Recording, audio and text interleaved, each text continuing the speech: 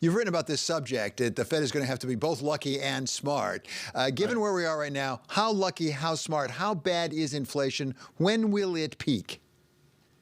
Well, I wish I knew when it would peak, and Jay Powell wishes he knew when it would peak. It's bad right now. We have inflation way, way higher than we want it to be. We know the reasons, but unfortunately, one of the reasons is tied up with what you were just talking about, the war in Ukraine, which has long been a breadbasket, both for itself and for other countries. And Russia is also a source of wheat and corn and other things, not to mention oil. As Americans, I think we probably pay too much attention to it, but we pay a lot of attention to the price of gasoline at the pump. And that's emblematic of energy costs in general. And they're going up, up, up. And so we're getting very severe, and we don't know how severe and how long, what are called supply shocks from food and energy. And those things are stagflationary. They drive inflation up and they drive the economy down. As you've pointed out in some of your writings, it was just over a month ago that we got economic projections out of the Federal Reserve about where they thought it would go. They thought they could get inflation down to 2.6%, I think, by the end of next year, and they'd have unemployment around 3.6%.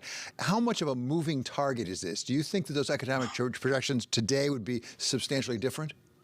Well, substantially maybe not, but different. I think probably less optimistic on both scores because of what we were just talking about, the so-called luck factor. You alluded to, you got to be lucky and good.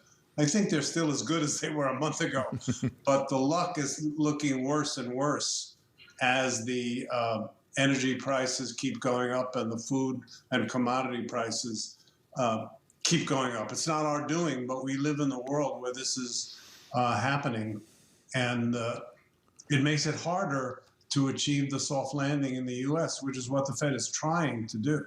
Yeah, that's exactly what Jay Powell specifically said last week. That's what they're shooting for, is that so-called soft landing. So let's take us back to your old job as vice chair of the Fed. Looking at that meeting next week, what do you think they should do? I'm not asking you what you think they will do, but what do you think they should do? Well, I think they're the same in this case. They have telegraphed much more than the Fed usually telegraphs, that markets should be looking for 50 basis points, not 25 basis points. And they've also telegraphed very clearly, and I think they'll make it increasingly clear, that that's by no means the end of the tightening cycle. I mean, interest rates have got to go up, I would say a minimum, Fed interest rates, a minimum of 200 basis points from where they are now. And if things get worse on the inflation front or it lasts longer, you asked the question, when's it going to peak? I don't know. Jay Powell doesn't know. The FOMC doesn't know. But if the peak is out there far and we're not near it, then we're probably talking about more than 200 basis points higher from where we are now. Eventually, not all in one shot.